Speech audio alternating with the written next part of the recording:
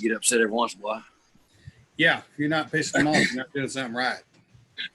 That's right. I happen to be an expert at that. I must be, because I do it without even trying. I learned it in the Army. It was fucking awesome. Yeah. We all have to have a calling. This is exactly right. I need to get upset every once in a while. All right, let me mute that bad boy. Okay. We are live on YouTube. Let's begin to record to the cloud. Here it is, guys. We're live and in concert. And I'm glad everybody joined me tonight. I got a couple of things I want to talk about right off the bat. There is a, first off, I'm still fucking pissed about the ending of Game of Thrones. And I'll tell you why. Because it mirrors our society today. I know that sounds funny, but just bear with me a little bit. It absolutely infuriates me. So here's this whole scenario where this guy, he literally gives his life for what he believes in. Out there laying it on the line, doing what he thinks, losing the people closest to him. People are dying left and right. Finally ends up, does the right thing and kills the terrifying new queen. And the midget and the empowered woman and the drunken gambler, whoremonger, whatever, and all these other wannabes that couldn't do what he did, or even try to do what he did, decide, well, you just need to go away now. You as a white man, you just need to go away now. And we'll run everything. And then when we're done running it, after they're done running it, not before, we'll have an election. But you just kind of need to go away. I kind of feel like that some days, don't y'all? Here you go, you know, everything's good, everything's going hunky-dory. No. You're a white man, you need to kind of go away. I'm still mad about the ending of Game of Thrones because after it came out, I'm watching it happen in real time today, it feels like. I am a 49-year-old average Caucasian male. How the fuck did I become the bad guy? I don't get it. But when I do, but you know, how do you bring that kind of stuff out in people? How do you really reach into the crevices of their mind? As an author, this is one of the things that captures my imagination. What can I write to really get into the crevices of their imaginations and not so much of my imaginations? Because everything I write isn't about me trying to prove how correct I am or how much I know. What I'm writing for people to take a look at honestly and say, you know what? I can take this tool and I can take this dumb thing he wrote. I can take that thing that he wrote. I can use those three things and I bet I can do better than him. I bet I can do better than the next guy. I bet I can do better than a bunch of these people and I can move forward and become something. I can move forward and really make a difference in my world, that somebody might have written something that allows me to believe in myself a little bit more. That's why I write it. Not because I'm trying to be the ace of Pope or the king or anything else. Somebody else is going to have that responsibility. Probably not me. And I'm okay with that. But here's the real kicker. How do you do that? As an author, as an individual that thinks, as an individual that cares about whether or not other people succeed or watching them fall under the bus of some other gigantic movement that really doesn't matter for a hill of fucking beans. How do you do that? Well, you got to get honest about things. You got to tell a story that reaches in, touches them, and then shows them some hope. I happen to have one of those stories. I think it's this eye right here. There's a scar. Or maybe it's this one. I got them over both fucking eyes. But my mother gave me that scar when I was 5 years old. We were getting ready to go somewhere. We were doing something, and she was on the phone with grandma because the car wouldn't start, and I'm bouncing around like an 8-day clock. Mama. And she kind of backhanded me. Not an uncommon thing in the 1970s. And I fell and hit my eye on the corner of a table. And I remember the impact. And it split it wide open. Nothing bleeds like the face. Well, it was a terrifying little incident. I'll never forget it. When someone that's supposed to be who you rely on most in this world does something like that, as a child, we go through all kinds of stuff to help our parents justify that and make it okay. We go through a lot of stuff. We juggle a lot of things, but we never really rectify it. Now that is not the reason. There were other things that happened. There were a lot of things that were painful in my childhood, not the least of which was this scar. There were other things. I remember we had a toy. My baby sister, who's as tall as I am now and a very beautiful woman, had a toy. It was a shopping cart. And back then, they made that shopping cart. That thing was industrial strength plastic. I mean, you could eat a cow to death with this fucking thing. But Mom and Dad decided that we had toys and we were taking care of them. We needed to clean up the room. And we burned our trash at that time. We had like 5 acres and a couple of cows and a big old garden and some stuff like that. It's just what it was, my childhood. And I remember they threw that. Brenda was about 4 and I was I was 5, I guess. They threw that trash can, they threw that shopping cart in the trash can, and my little sister was just bawling. She was just crying. And I remember I didn't want my little sister to cry. So at 5, I reached up and into this 55-gallon drum and grabbed that plastic shopping cart. It burnt, and the plastic stuck to my fingers, all of them, and these huge fucking blisters were just hanging off of my hand. And it was time to go take a bath because I had to go to kindergarten in the morning, but I didn't want to tell them because I knew I'd get a whipping for being in that fire. So I got in the bathtub, and then when I got in the bathtub, they saw it because I couldn't stop. I just cried. It just hurt. It was a hot bath. I got these fucking burns all over my fucking hand. And then they took care of it, and everything was okay. These kinds of stories every family has. We all have this kind of pain somewhere in our life. Sometimes we can grow up and be grateful for it. Sometimes we can't. Sometimes we never learn how to deal with it and manifest in all kinds of inappropriate behavior. For myself, growing up with those kinds of parents that were both very deeply wounded, when I grew up, I carried their same wounds. I became a drug addict and a junkie and a hell-raising punk-ass kid. I remember taking, for 3 months there, I was like taking 2 and 3 hits of acid, LSD every other day. And I remember taking one night in particular, and I've told the story before, we took 8 phenobarbital and drank the 5th of Jack Daniels and began to die. My buddy brought over a gram of cocaine, and it worked. It kept me alive, but it also gave me a moment of clarity. And I'll tell you what saved me out of that. Sometime by the time I was 16, my mother decided she could no longer live with the scars of her own youth. And she entered therapy. And she fucking worked and cried and got rid of it and grew and became this very powerful. She became the bright-browed one that like offered Tyr a drink when he walked into the dangerous home.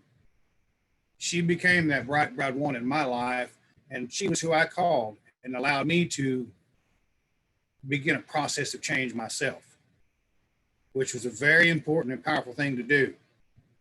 Now, as a child, we got to figure out where all that, as a grown person, we got to figure out where that comes from. My mother spent, 5 or 10 years, something like that, every fucking week, sometimes twice a week, going and working through these things that she did, that she had to deal with, that her parents gave her, that caused her to hurt her children. That's a brave thing. That's a powerful thing. See this little couple right here? I love them to death. Probably the most fantastic representation of a traditional family I've ever seen. This is my grandfather and my grandmother, my grandpa Gocher and my grandma Gocher. This traditional family. They're the ones that were dealing with their own emotional trauma. that instilled that kind of pain in my mother that caused so much anger and hurt within her that she took it out on her children until she figured out, I don't want to live like this anymore. I want to be better. And she began to do the real hard, serious, legitimate work of personal growth.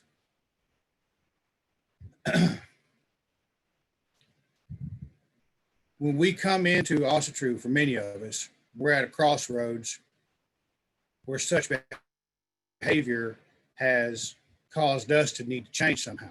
And I've said it before, and I'm going to say it again. We come into this faith, spirituality. We look around at various organizations. Some of them work, some of them don't. Some of them have a role for a little while, and then they fade away because they're no longer relevant in a person's personal growth.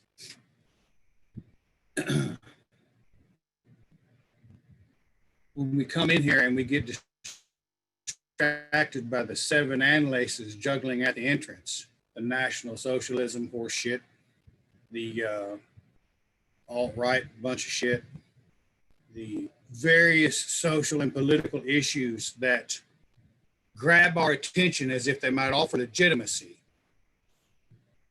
our personal growth stops right fucking there. Now, I want to challenge every one of you and anyone that listens to this, if that's where you are, ask yourself what it's going to take to move on down the hall. Because my mother's actions in life, my father never did change. He grew old and he grew bitter. And his heart is what killed him, because it all settled in his heart. His anger, his rage, his disappointment, his frustration at life, his inability to compete or become anything because he had juvenile diabetes. He became a victim, angry one. What's it going to take for us to look at that and say, you know what? That kind of behavior is no longer acceptable in my life. But more importantly, at what point are we going to look at individuals who are acting in such manners that create this same kind of pain or preying upon this same kind of pain and say, listen here, this horse shit is unacceptable. I don't care if you're my friend or not, and I don't care if you go away. You keep acting like this, you can go away. When are we going to grow up and be man enough when we see 27-year-old dude banging 17-year-olds because he's got the idea that, well, a traditional family is exactly what we need to have, and I need to look for the traditional values, and I need a woman that, well, she hasn't been tainted and doesn't have any kids and doesn't have any debt. That's emotional cowardice. I can't stand to see it. When men are going to grow up and say, you know what, if you're not man enough to date a woman, you need to leave them little kids alone. Because that's exactly what needs to be said. And anyone that can't say it, or anyone that wants to jump on the side because, well, they might be kind of important because they support the traditional family role, needs to shut the fuck up and get out of the goddamn way. And I don't care if you like it. Because the point of the fact of the matter is, we come in here, we take all these things that brought us to the crossroads where we said, you know what, I've had enough. I'm going to try a new spirituality. I'm going to try a new faith. And we take it in here, we get distracted, and we give a, now it's not the devil, now it's the Jew or the Negro. And we give that, that's all of a sudden the bad guy in our lives. We've taken everything and given it a new coat of paint, and we continue on with the same kind of fucking horse shit that brought us to a crossroads where we had to change our lives to begin with. And everybody's saying, well, that's okay. He's a good guy. I did time with him. I served in the military with him. He's a good guy after all. No, he's not. He's banging 17-year-olds, or he's pushing around his little girls, his daughters, as if they're grown men in his anger. And he's all they got. I identify with that little girl and a parent pushing them around. And I don't think much of it. I call it cowardice right off the bat. I can't take it anymore, guys. When are we going to grow up and say, enough is enough? You don't get to act that way and call yourself ostrich. You don't get to act that way and say, well, I'm a little bit better than you because I'm focused and I understand. You don't get to act that way and say, well, I'm universalist and I have a clearer understanding that he's the all-father, not the some-father. We don't get to let people around us act that way and say, well, it's just that one time.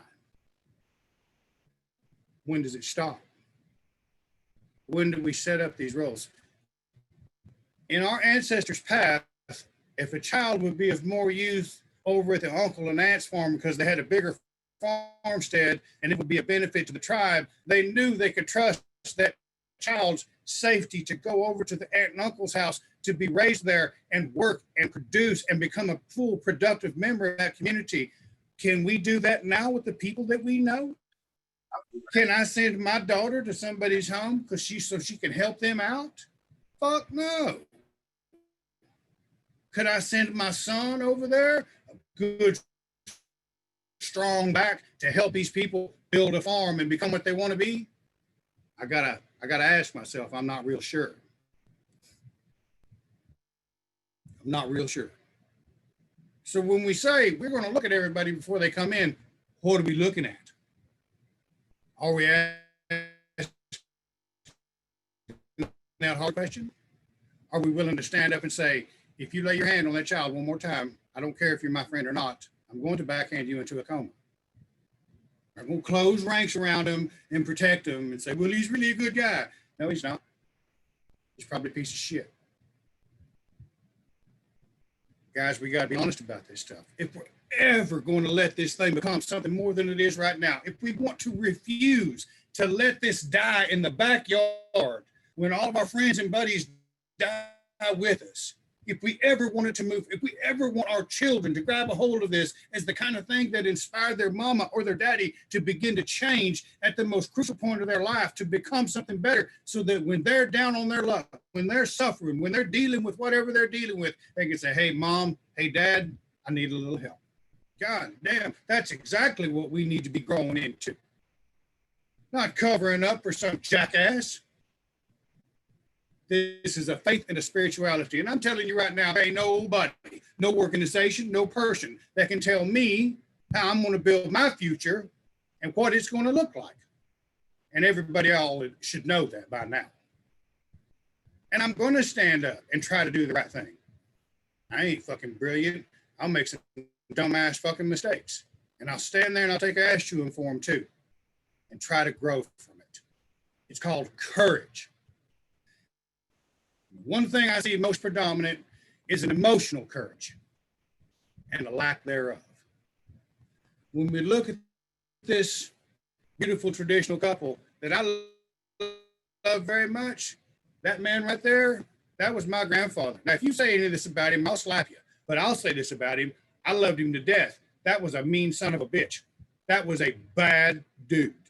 That was one of the toughest men in West Tulsa. I shit you not. He put a 100-pound anvil over his head with one arm when he was a senior in high school. And he was a boxing champion in Panama during World War II on post. So not only was he strong as an ox, he knew how to hit you too.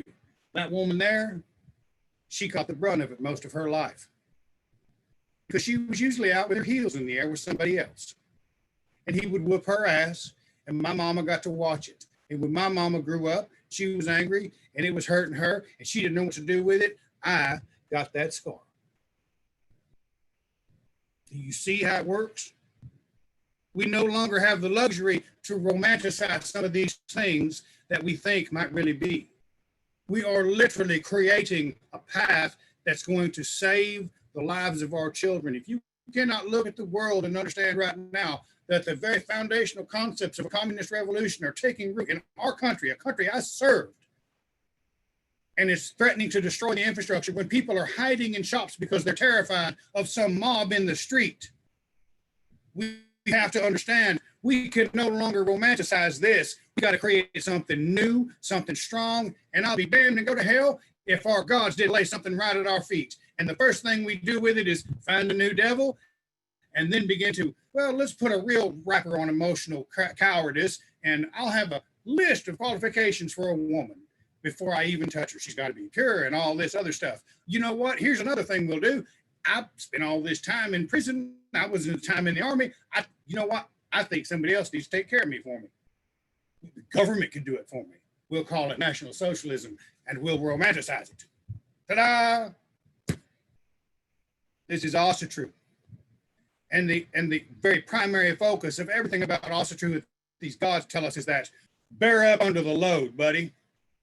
Stand up under the load. The most important thing we might ever do, see, or say is to encourage someone to stand up. Shake the shit off your shoulder and rise above the morass. Don't get caught up by 7 juggling analysts the moment you walk into the hall. Stand up and be a man. Stand up and be a woman. Become somebody. If you don't like what's going on around you, raise live in hell until it fucking changes. If they don't like you, so fucking what?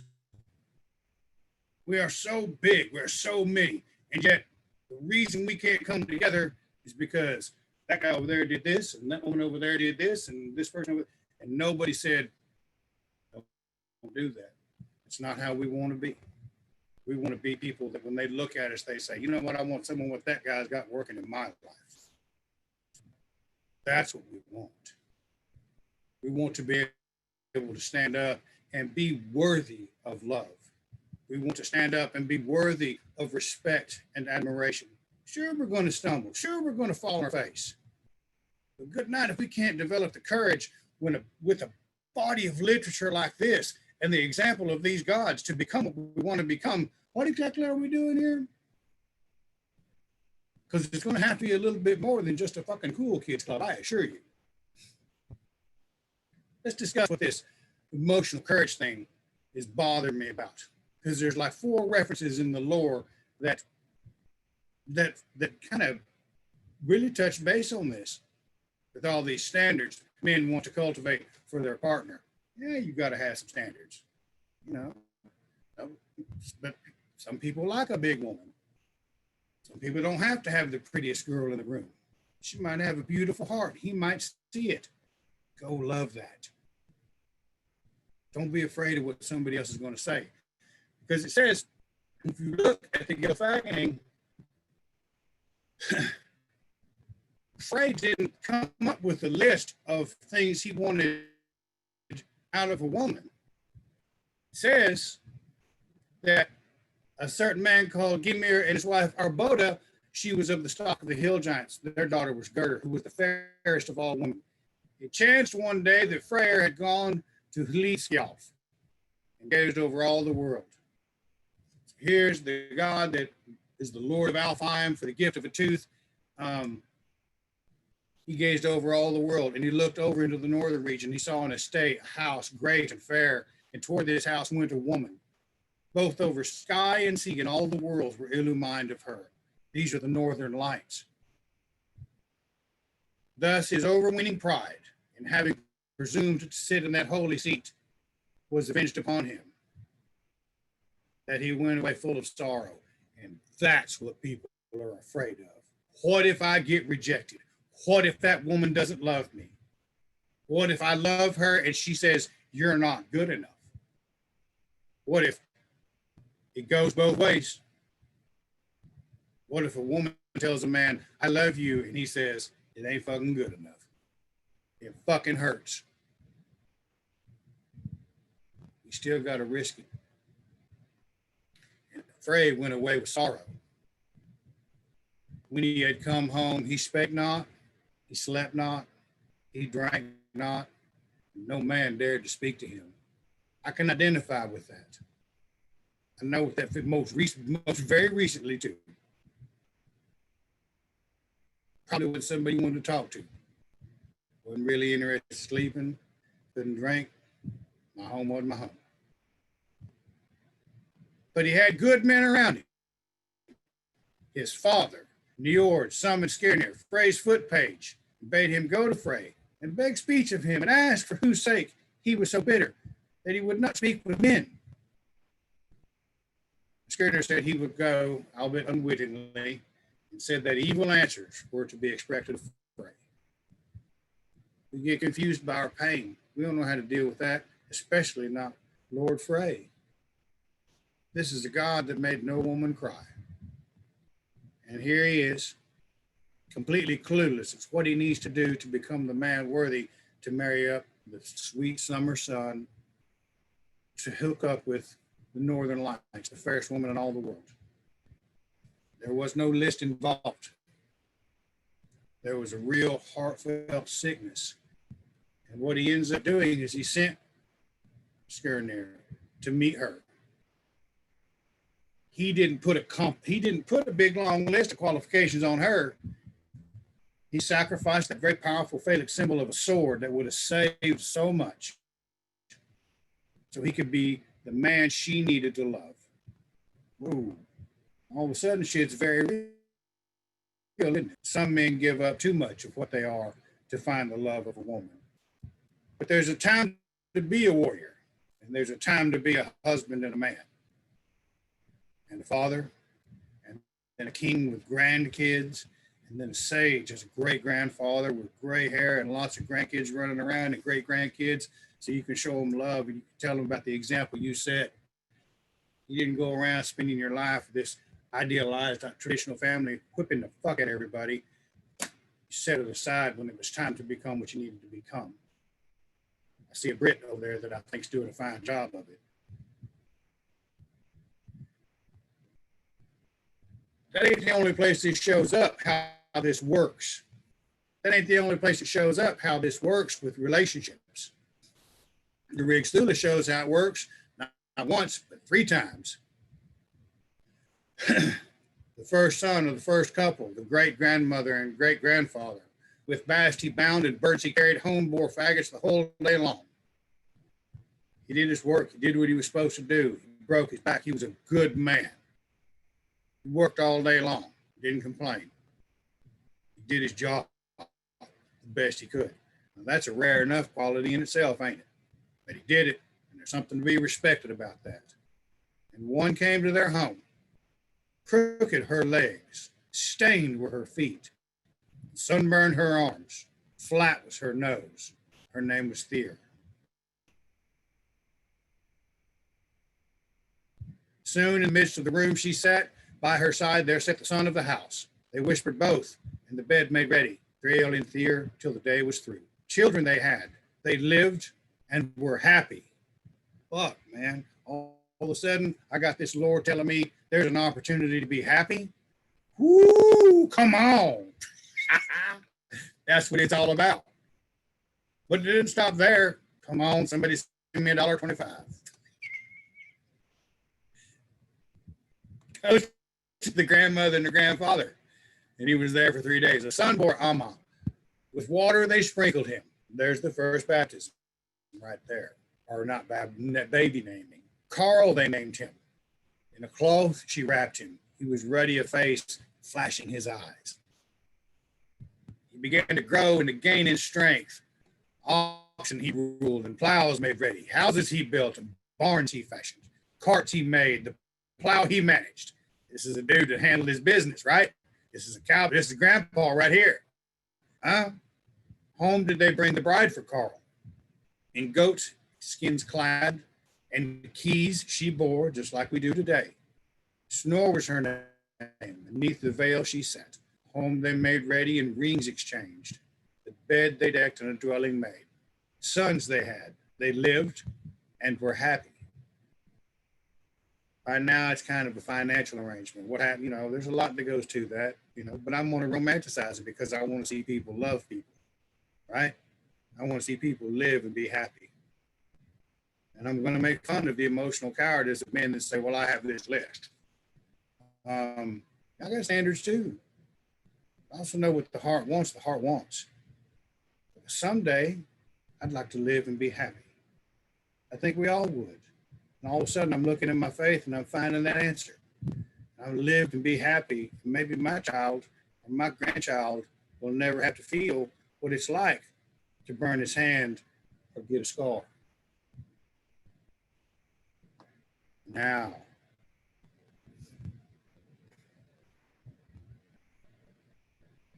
they had daughters too. This time they go to the mother and the father. The father and the mother, within two, they gazed in each other's eyes and played with their fingers. This is a couple that's in love. The mother and the father, through all of these things, the grandparents and the great-grandparents, they lived and were happy. Now we see the effect on the father and the mother.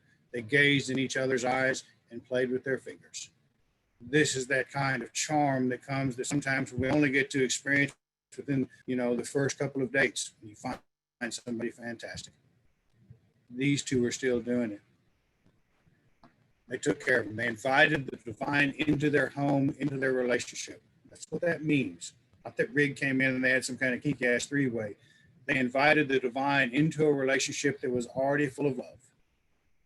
What a beautiful idea. What a beautiful thought. What a beautiful concept. He's not pushing her around. He's not overbearing. He's not building a cage so he might possess her. He gazed in her eyes and played with her fingers, and she reciprocated that act. What a wonderful thing to think about. It's in our lore. It's a part of who we are. It's in our genetic memory to be able to achieve that. Her brows were bright, her breasts were shining, whiter her neck than new fallen snow. Well, now we got ourselves a real queen.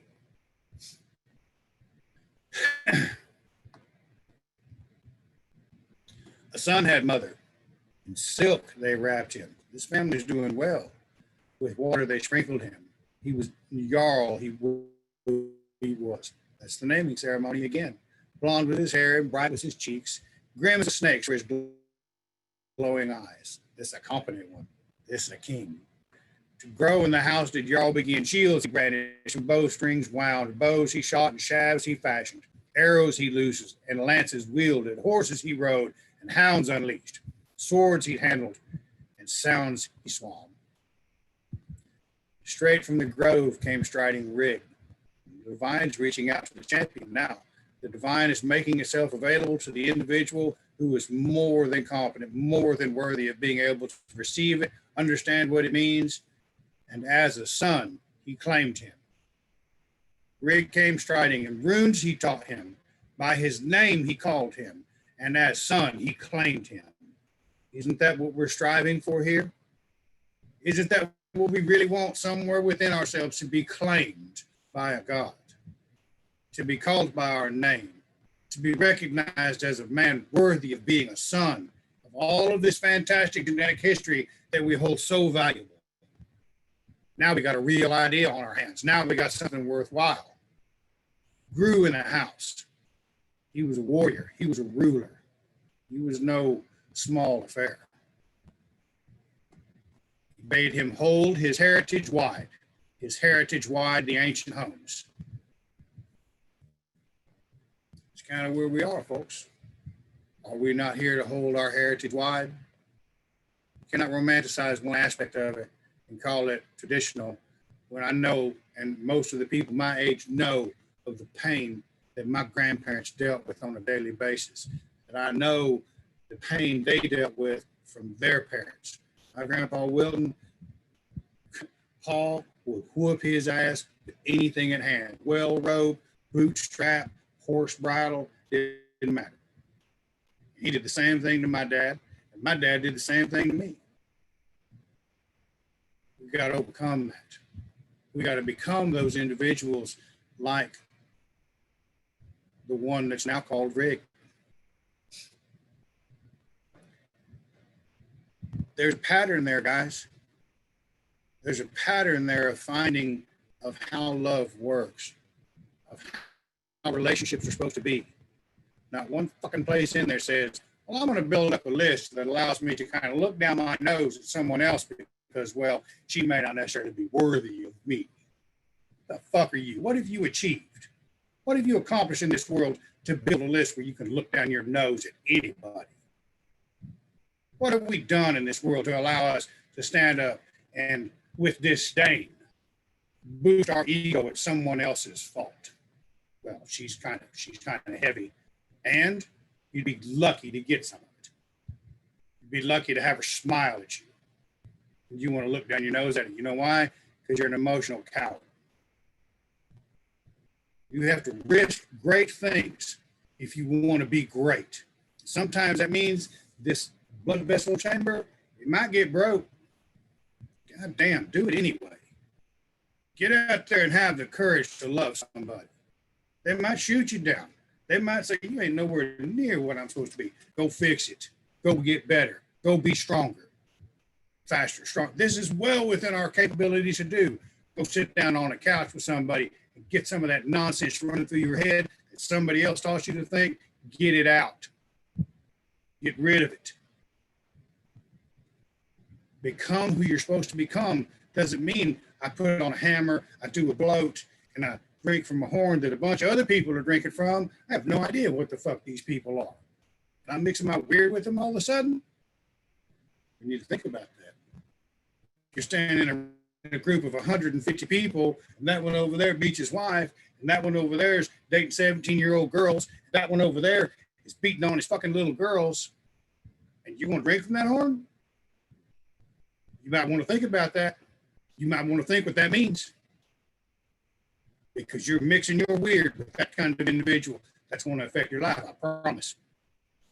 Biggest way it's going to affect your life is that now, when it shows up in public, you're associated with it. Because you didn't say anything about, hey, buddy, you need to cut that shit out. Oh.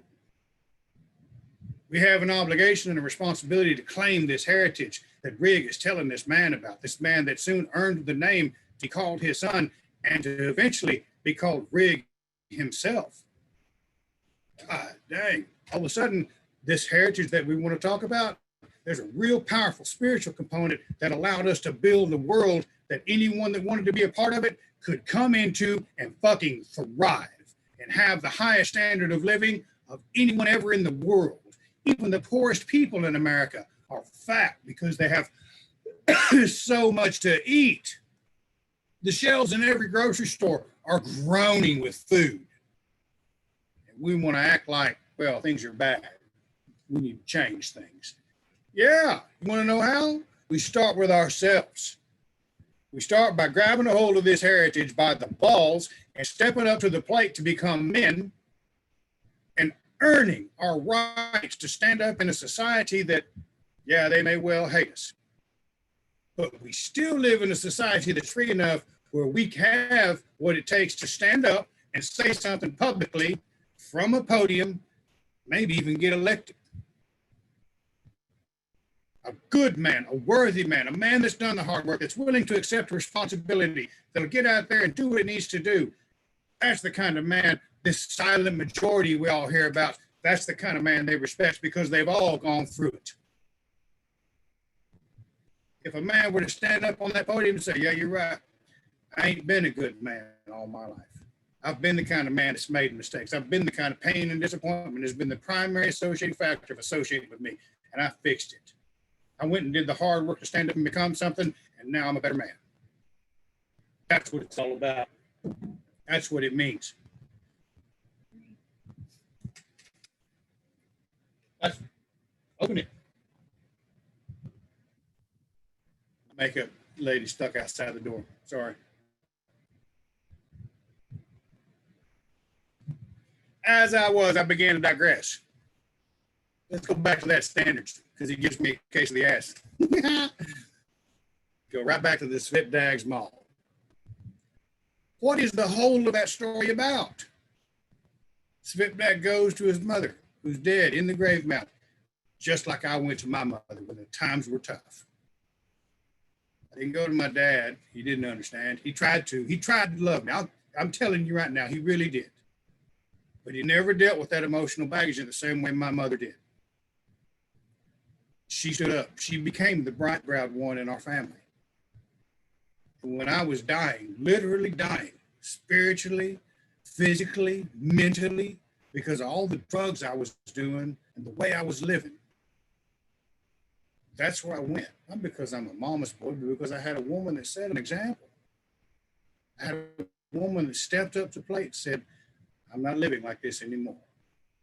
That's the real magic of all of this. We have that opportunity right here to be brave enough to say, you know what?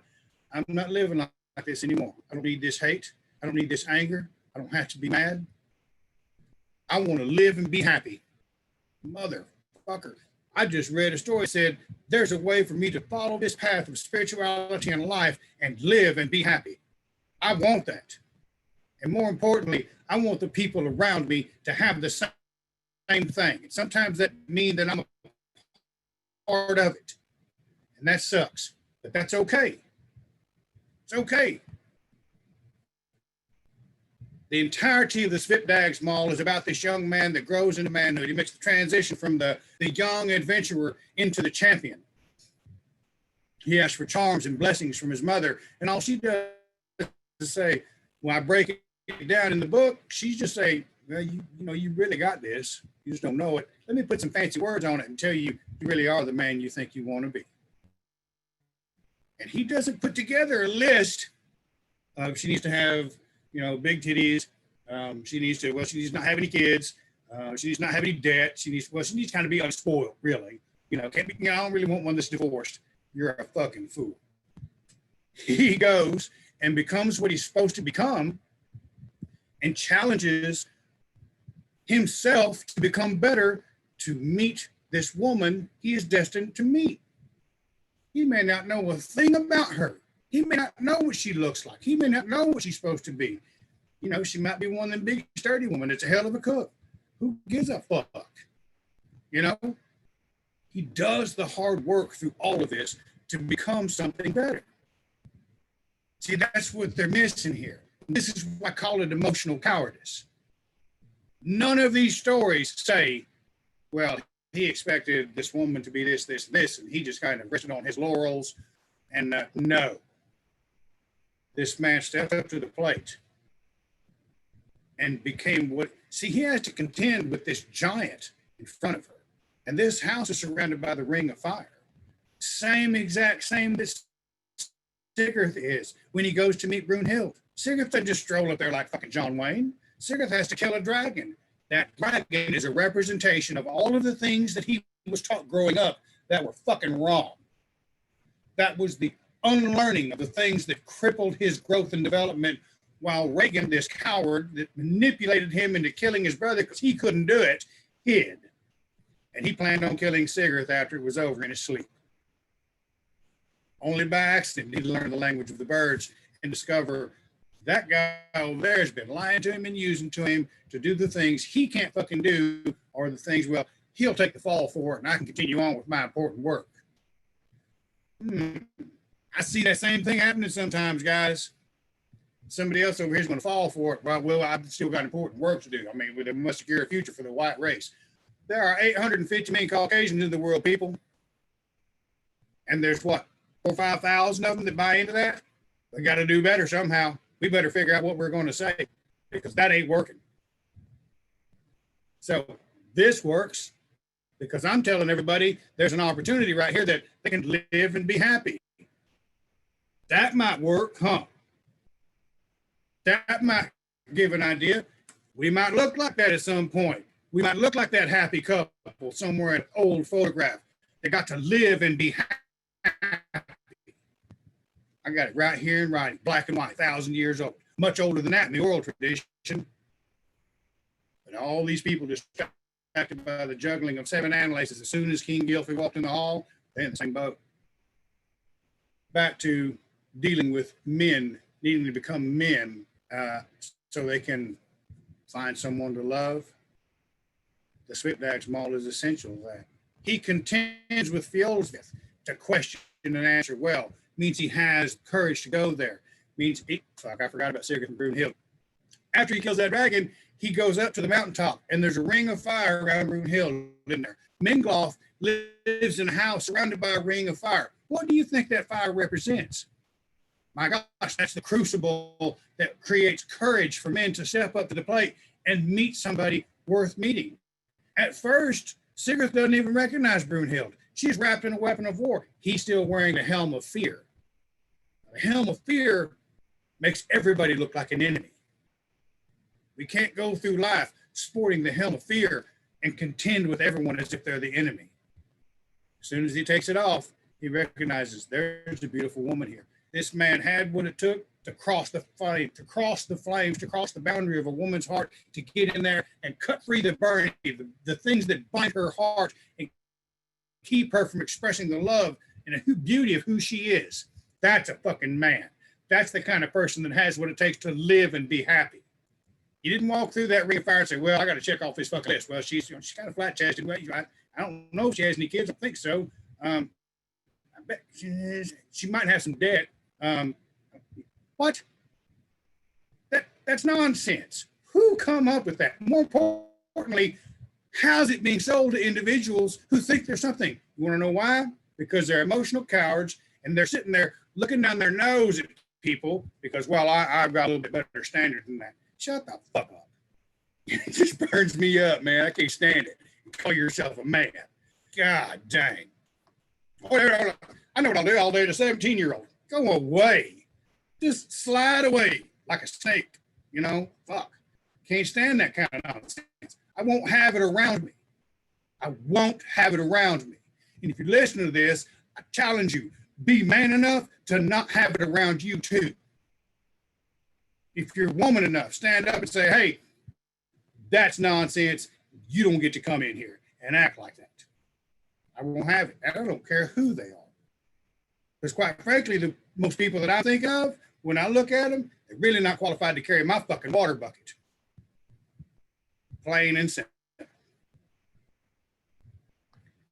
Svipdag does the same thing Sigurd does. He becomes a man worthy, qualified, strong enough, capable enough to question and answer well and walk through the fire to meet the woman he was destined to meet. And she may not meet some predetermined qualification that somebody else told me I need to be looking for. My daddy told me a lot of things about what kind of woman I need to be looking for. And fucking one of them was right. Here I am at 49 trying to figure it out again. What? That's not live and be happy. My God's loved me enough to put this in my life so I might find something in there where I can live and be happy for the rest of my days. That makes me very grateful. That makes me more than happy, satisfied, and courageous enough to say the things that need to be said. And I will continue to do it. Yeah, I'm done. Anybody got any questions? What's up, Shay? Feel free to throw in your 2 cents or tell me how wrong I am or whatever. I 100% agree with you. I think it's easy to sit there and try to talk about how big of a man you are and swing your dick around on a Discord server or Facebook page. Jason, Real life will check the shit out of you, though. I took I got a piece of cardboard and I wrote my dick on it because everybody's talking about it. So I'm like sending out pictures with a piece of This dude's too stupid for words, man. Come on. I'm not saying much more on it, but yeah, I agree with you. I agree with some other parties too, and we'll just leave it at that. Right, it's true. Within the women's group that I was, I'm still involved in, but we kind of took a little bit of a break. We were talking about. I can't hear you, hon. Talk louder. I can't hear you. Can you hear me now? I got you. There you go. Okay. Full facing the screen. Yeah. Go ahead. We covered the Svepitz Mall as well, and one interpretation that some of the ladies came up with was that Ring of Fire was also not just like the crucible for him, but like her how we always say women have walls, right? Yes, that's exactly right. That's exactly right. That we put around us, and you know, what better deterrent for a man than to put a woman in the center of all these flames and all these fires? Well, you know, you try to touch me, you're gonna get burned because that's exactly right. You know, and that was something that we covered when we dived into this. And that's true. That's the thing. You're absolutely right. What else are you supposed to do as a woman in this world, other than build a fire around yourself to protect your heart? I mean, look. I mean, here's the thing. Let's be honest about it, man. I mean, goddamn, I don't know a woman that doesn't have a story of rape, abuse, a beating, molestation, some shit in her fucking life. I don't know a single man that's done it, but I know every woman I know has a story like that. Yeah. What the fuck? Just takes one bad one in a group. How could they not have a ring of fire around their heart? Right. How could they not need to build that wall? For us, we got Pink Floyd The Wall. There's a very few wild ass movies that more succinctly represent the journey of a man's life than the Pink Floyd The Wall. It's a little bit wild, but we can identify with every part of it. Where's a woman's? Where's the one that represents how a woman builds that ring of fire? Do you think our society could see that, Aaron? I'm sorry. Do you think our society could watch a movie that shows how a woman builds that ring of fire? Not a chance. No. No, not a chance. There would be so many hashtag Me Too's and hashtag triggered, and you know it, because the strength that it takes for a woman to remember that hashtag not all men, right? Like not every man is an abuser, not every man is a rapist, not every man is going to leave you, you know, is cheat on you, but because you don't know a single woman who hasn't been through that, you know, it takes a strong stomach to be able to sit there and to really be honest about the types of things that women go through from birth, essentially, you know, right. and the strength that women have to continue to love, to continue to date, to continue to love their children, to continue to love their families. You know, you've got women who maybe not necessarily were beaten by a partner, but you know, they grew up with toxic parents, you know, that taught them that they're never going to be good enough, that they're, you know, you have all sorts of different traumas that women that we deal with, and yet here we are creating life, nurturing life, you know, teaching other, you know, small humans how to love, how to forgive. You know, I don't think the world could handle a movie about No, I don't think they right could either. I think Chuck Palahniuk has an interview with Joe Rogan, and he's talking about the sex scene between Brad Pitt and Helena Bonham Carter. They had to rewrite it several times because in the book it says, "God, I hope I'm pregnant so I can have your abortion." Well, the movie theater didn't want to say that, so what it came out was they went through several lines, and finally she says, "God, I haven't been fucked like that since grade school." And then the studio said, "Can we go back to that first line? Because it's too much for society." But here's the thing, Aaron. Here's the real thing. This is what makes me old-fashioned. It's my responsibility as a man to create that environment where she might be free. Absolutely. That's my responsibility. Absolutely. And that's the old-fashioned part of me. And you may not want to do it for everybody.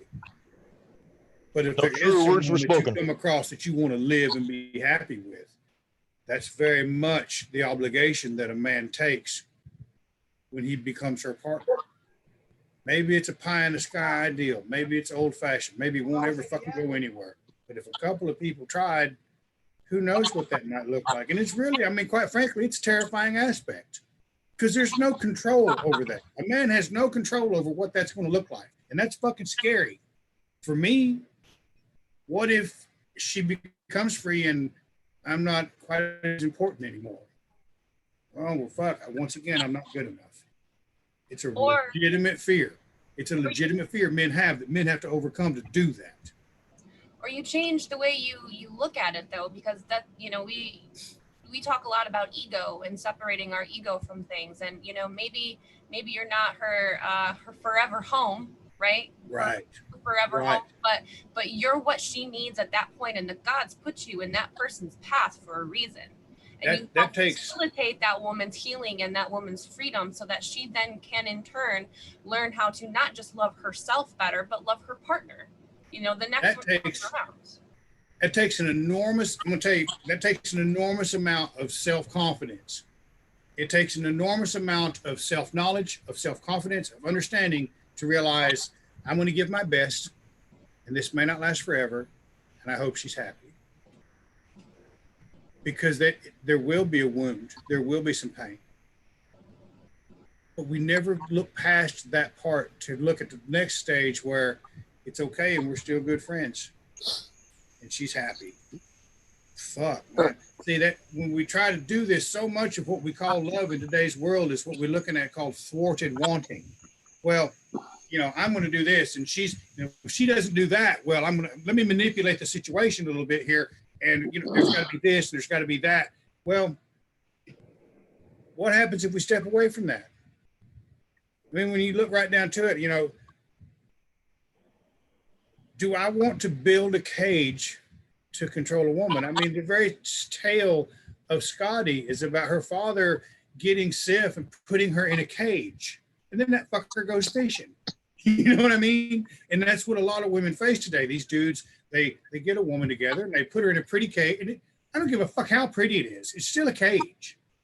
and then they go fucking fishing. And it might be video games or something else. Okay, what happens if you let her out? Will she stay? I don't know.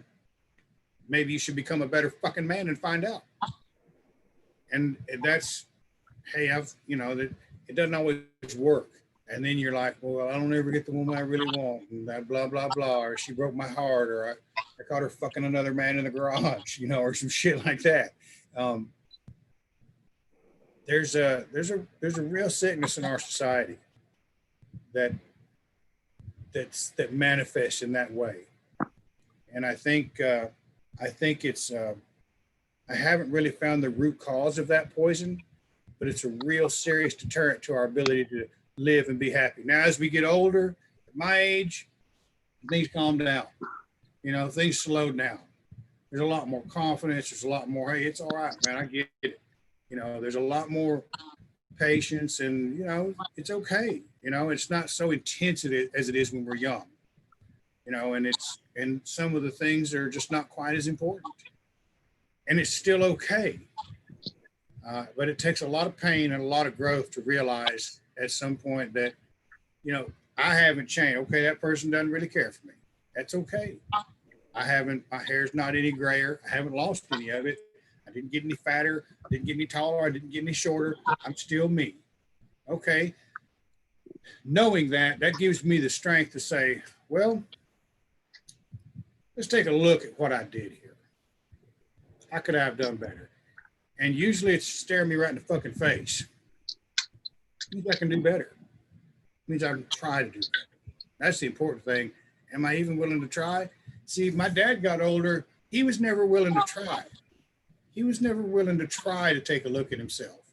And he just kind of settled for somebody, and, it was ridiculous. It just really became a real one-dimensional idea about what a woman's role was in his life. And if she was in his house and she wasn't giving him sexual gratification on a nightly basis, well, what the fuck are you doing here? Why are you you need to quit. Blah. And it was a real one-dimensional thing. And my mom, on the other hand, and my stepdad, I really don't say enough about my stepdad. He took me hunting for the first time, pheasant in Kansas. And I was a shithead, but he took me hunting for the first time. He would take me fishing. We went on great vacations together. He worked hard. He held a good job. He took care of my mom. And I got to tell you guys, they live on a house up on the lake that looks like a fucking fairy tale. That man showed me more about what it means to be a man than just about anybody else in my life. And I'm like, wow, really set the bar high, man. I ain't never met it. It's not because I didn't try. I'm gonna keep trying. But the dynamics of a relationship should never be determined by whether or not we're afraid.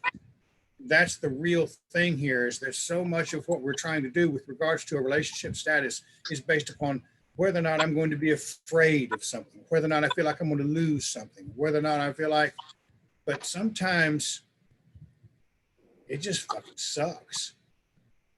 There ain't no way around it. But third time's a charm. 21 years. Right, there you go, man. That's exactly right. Yeah. 21 years is coming August.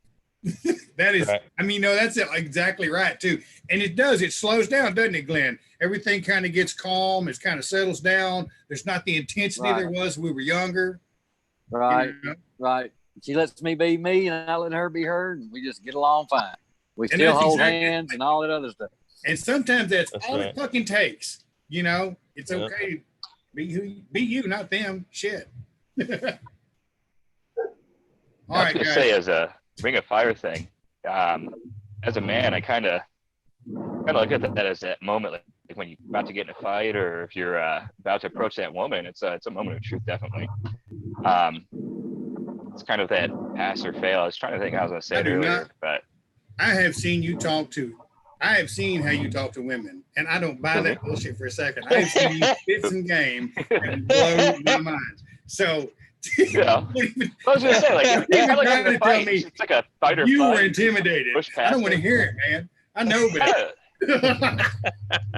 But regardless, I would say there's this rush, there's this feeling that just about any man when you're facing something that could change your life, and I think that Ring of Fire is that kind of representation of the. Are you gonna step through the fire, or are you gonna sit there and just let the adrenaline make you shake and cower out? So there's that. There is that. That's a good point. And some guys, you know, Jason, you know as well as I do, some guys never get it. Yeah, no, it's like they it's kind of like the journey, man. You never hear about a lay in the lore going, Sigurd showed up one day, he got the girl at the end. Oh, you hear about the journey, you know? You're either gonna tiptoe on that fire and somebody else is gonna take it from you, or you're gonna step through it and realize that a little couple inches of fire ain't gonna burn you. Yeah. You gotta cross that threshold though. Hello, Asher. Hi. Hey. Hey, if you're confident and you got a plan and you're moving forward, you're going to find a good woman that wants to go along with that. That's true. It really is true. Yeah. And that's the thing about being an alpha male. I think that some people, I was talking with Everett the other day, and somebody was talking about an alpha male is the guy that can attract the most attractive women or most women. And that's not what an alpha male is. An alpha male is the guy that can provide, you know, first and foremost, the most stability in a person's in a life. That might, you know, he's going to be able to provide that stability. He's going to be able to provide that safe home. He's going to be able to provide that environment where she might thrive. And that's what an alpha male is. And it's we get that confused quite a bit.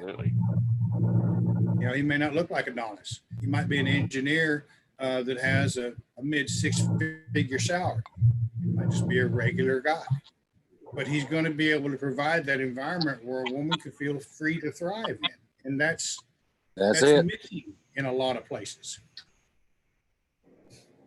Yep. Randy, you got your hand up. I think that's so cute. Well, yeah, I wanted to say something, but I didn't want to interrupt because you guys were like saying everything that needed to be said. It's because what I was going to say is that I heard Aaron say that, you know, hashtag not all men.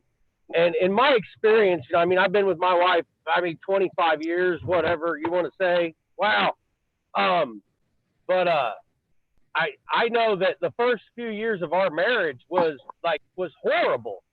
And it was, I'm not going to lie to you guys. I mean, it was horrible. And it took me, a guy I worked with, an old man I worked with, I was sitting there and I was bitching and she's blaming me for cheating on her and she's doing this and everything else and all this shit. And I'm just like complaining. And he looked at me and he said, you know what? Be a fucking man. All right? Stop being a boy. You are not a child. Okay. And that was like, really, it was like a smack in the face. Good.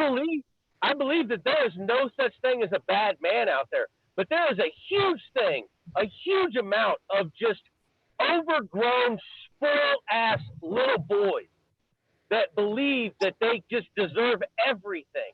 And when with me, it probably took me the first 5 years of our marriage to realize I was being a little boy. I believe that all women should take care of me just like my mother did and everything else. And that's exactly right. That's another part of the list thing that bothers me. That woman should take care of me. You know, they're gonna make you a sandwich. Go shut the fuck up. You know? Yeah, you know, and the funny thing about it is, you get to have sex with. Yeah. The funny thing about it is once I freaking realized that, and I stopped freaking, throwing a temper tantrum about the fact that she wasn't cleaning the house or she wasn't doing this. She's gonna whip your ass, Randy. Okay. Once I stopped, doing all that stuff, and I started, I don't know, getting out of bed and washing the dishes in the morning and doing my own laundry, things like that, I noticed that I stopped having to do those things because she was like, you know what, it needs to be done. I'm going to do it because he deserves to have it done. When I expected it, that's when it's not going to happen. But when you go about it and you be a man about the situation, before you know it, the woman, she lets her guard down, she lets her fire down, and she shows you what kind of lover she can truly be. It's not the physical thing of love that you're looking for in a relationship. It's that respect, that little glance as you walk by, those things like that. And I tell you right now, I know my wife loves me because I can go home and put on a clean pair of drawers. That is the important part of my life.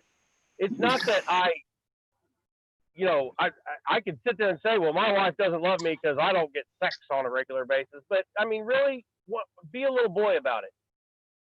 Something that I feel like a lot of people don't take advantage of is something called the 5 love languages. Not everybody knows how to show love in the same way, and so some, like for me, my love languages are, acts of service. I like to do things for my partner, but also words of affirmation. I'm a very verbose woman, in case you guys haven't noticed, and I like to tell people how much they mean to me, so maybe physical touch, sometimes, physical touch is something that's hard for me, but I like to show you I love you by saying, you don't know how important you are to me. I'd be lost without you. Here, let me do this nice thing for you, Right. and people then in turn receive love in a specific way. For me, it's words of affirmation. I need to be told that I'm loved, as opposed to, oh, come here, let me kiss on you, baby, blah, blah, blah. Like, tell me you love me, right? And people sometimes, maybe their love languages aren't compatible, or maybe they just don't realize, like, my wife isn't really good at the acts of service, but man, let me tell you, when I have a bad day, I know I can count on getting some. You know what I mean? Like, it's everybody's different. And I think it's really important for people to discover, like, what is my love language? How do I give love? How do I receive love? How does my partner stack up with this? And knowing what your partner's love language is, you can then kind of adjust, like, my partner really needs that physical touch. So I am going to go out of my way to try to accommodate that need, and then that's where, like you were saying, Randy, that respect comes in, because each person is making that conscious effort to love and respect the other, and it creates peace and it creates harmony and it creates, all those things that are needed. And then you get to walk around and take pictures and everyone say, you guys are so happy, you make me want to throw up, blah blah blah, how do I get what you have? And then, it's a good way to be like, well, I have this belief system. Here, let me tell you about it. Right? That's not a bad sales pitch. Pink has a comment 100%. I'm real fond of. Once you figure out what respect tastes like, it tastes better than attention. I absolutely love that quote. But you're right. People, once you build that cage, why should you pay attention?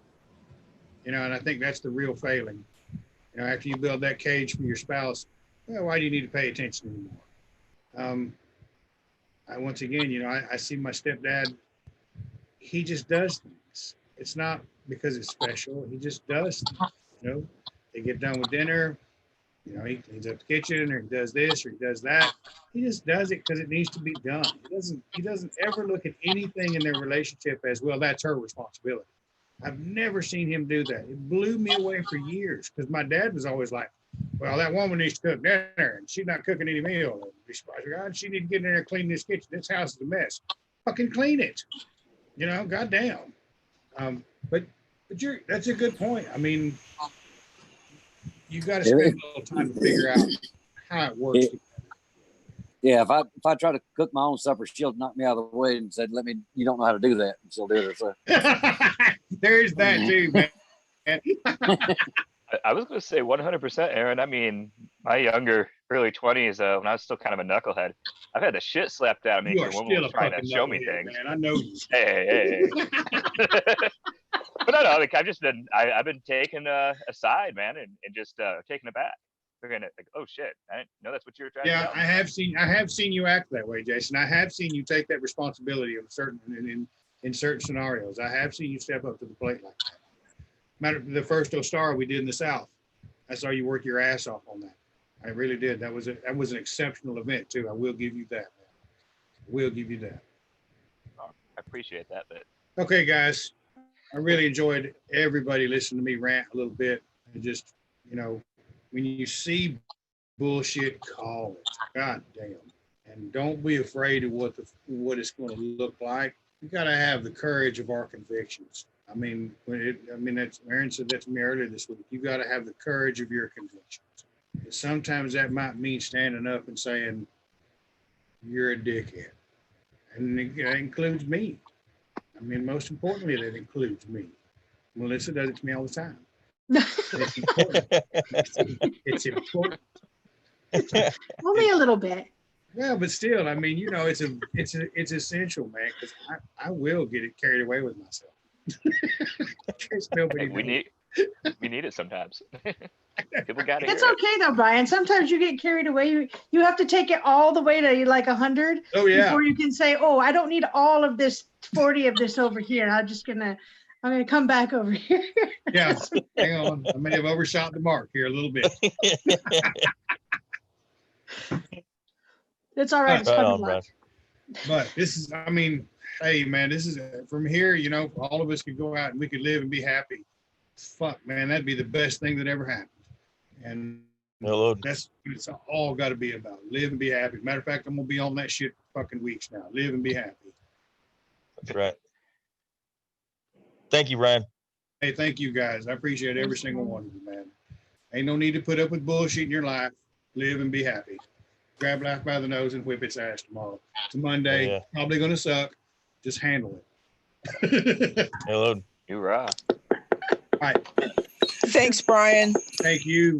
Thanks, Oh, yeah. Brian. You know what? Yeah, hey, I got to say one other thing. Renee is building me a website that's going to blow your fucking lips off. Yay, Renee. It ain't ready Yeah, yet, that's right. but it's going to be soon. BryanWilton.com, NobleHeathen.org, and AustreeLife.net. All mine. Right on. Awesome. Oh, here we one go. other thing. Folks. Yeah, it's going Don't to be. forget this. Hey, Yes. everybody that is not on the MeWe, because you know Brian is a bad guy and he got like taken off of Facebook. He's so evil. Ooh, so Yes, controversial. But he's not too controversial for MeWe apparently. So if you don't have your MeWe stuff set up, I would get in there and do that. That group is active. There is a chat going on in there. Get in there and connect with each other, since, you know, I will tell you, MeWe is a lot less toxic than Facebook is. I don't mind getting in there and actually being able to have enjoyable conversations with everybody on MeWe. Facebook, I kind of cringe a little bit when I got to get in there and check my stuff. But it's a good way to communicate. Oh my gosh, God dang it. I forgot to point out how toxic Twitter was. I have a friend who got on Twitter and made a comment to another person. And that person went online and Googled her name and found out that her first son died. The child was sick, the lungs didn't fully develop, and died in the hospital. This woman on Twitter, and I didn't know it was a woman, I cussed her out like a man, then she said she was a woman. I'm like, oh God, you're a woman? Fuck. She went online so she could be more right than the other lady and said, how'd your first child die? Did you beat it to death? Justice for Gage. I want you to think about how evil that truly is. Wow. That's the world we live in. Punch her in the boob. It was Sean Naylor. Yes. Right in the nipple. Yeah, they really did a heinous. number on her, and That was Act like a warrior, get That was treated like one. seriously I mean, that's why it's so thing to important say for us to stand up to somebody. and call. That's vile. It is vile. It absolutely is vile, God. and it hurt her. Yeah, that's heinous. I'm not going. There's no question about it. That hurt her. Man, Just so that other woman could be That is right, messed up. more right than somebody else. That's why it's so important for us to stand up and call it like it is, to be courageous enough to call it like it is, because we do live in a world that is fucking vile at times against people like us. We can't have it anymore. We're going to have to stand up and be courageous. And we are still working on the Shield Made initiative. We are going to figure out how to raise money, provide funding, establish 501(c), and give weekend seminars for women that want to learn self-defense. That's awesome. Because let's face it, there's a lot of our women that are single mothers, and we can't always be there to protect them. But we can't let them become victims either. So I want to try to help with that. I got a lady that I think is going to run it well for me, and we're going to do something really nice, really big. I feel like Trump's saying really all the fucking time, but I want to build that initiative for these women to learn self-defense so they never find themselves in a situation where they have to be afraid like they have been in the past. And that's real important to me right now. Because we do have vile fuckers like that. I'll find her name. Her name is Ian Chi or some shit like that on Twitter. I told her I'd make her famous. Probably next week I will. That's right. Anyway, says she's gonna leave bad reviews in my books. I'm like, I don't give a fuck, just buy it. Fuck it. Captain Jack Well, I Sparrow. guarantee Good for point. every one bad review, you've got about 100 good ones, Brian. Yeah, it's all right. At least they are talking about me. I'm like Captain Jack Sparrow. Right. I have heard of it. That's right. All right, guys. Thank you so much. I'm sorry I forgot all that, but I was carried away with nonsense, and I feel better now. Right on, brother. Thank you Oh, y'all again. have a good night. Have a good night, Always you a guys. pleasure, Thank you, Brian. Brian. Oh, Thank you. y'all have a good week. Good night, If you guys. need anything, call me. If you guys need anything night. ever, call me. I don't care what it is. I'll talk to you. I'll listen to you. I got your back. Thanks, Brian. Thank Same, you. Brian. Know the Thanks folk. so you guys. much. Thank you.